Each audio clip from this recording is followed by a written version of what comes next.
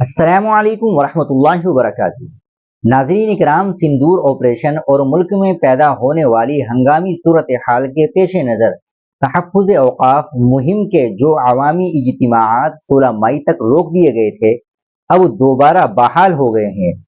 آل India Muslim personal لا board کے قومی ترجمان اور کل ہند تحفظ اوقاف کمیٹی کے کنوینر ڈاکٹر سید قاسم رسول الیاس نے ایک پریس بیان میں کہا ہے کہ سندور آپریشن اور اس کے نتیجے میں ملک میں پیدا ہونے والی ہنگامی صورتحال کی بنا پر بورڈ کی تحفظ اوقاف مہم کے جن عمومی پروگراموں یعنی پبلک میٹنگز، دھرنے اور ریلیز کو روک دیا گیا تھا، اب وہ سب آج سے الحمدللہ بحال ہو گئے ہیں۔ البتہ اس دوران بھی انڈور پروگرام جیسے سول سوسائٹی کے ساتھ round table meetings, interfaith meetings, press conference اور کلیکٹر یا ڈی ایم کے ذریعے صدر جمہوریہ کو دیے جانے والے میمورنڈم کا سلسلہ حسب معمول جاری رہا۔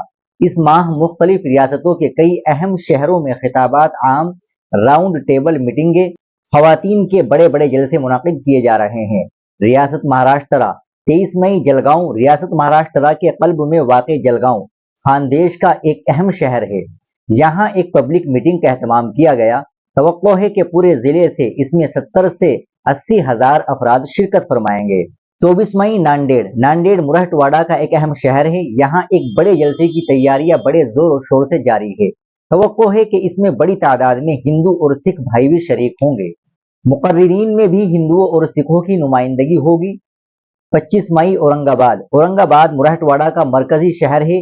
یہ شہر سیاسی اور تعلیمی اعتبار سے بھی بہت اہم ہے۔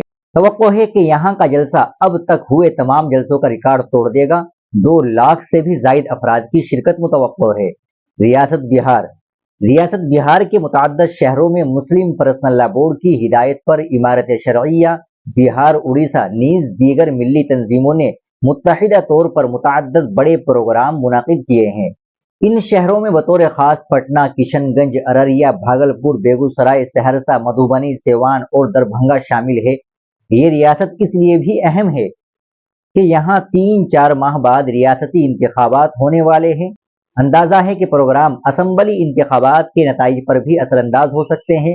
ڈاکٹر الیاس نے کہا کہ ہمیں پوری توقع ہے کہ سپریم کورٹ تفریق پر مبنی اور دستور ہند سے متصادم ترمیمات اور مسلمانوں کے دستوری حقوق کو چھیننے کی حکومت کے ارادوں کو بخوبی محسوس کرے گا اور ان کے تدارک کے اقدامات بھی کرے گا۔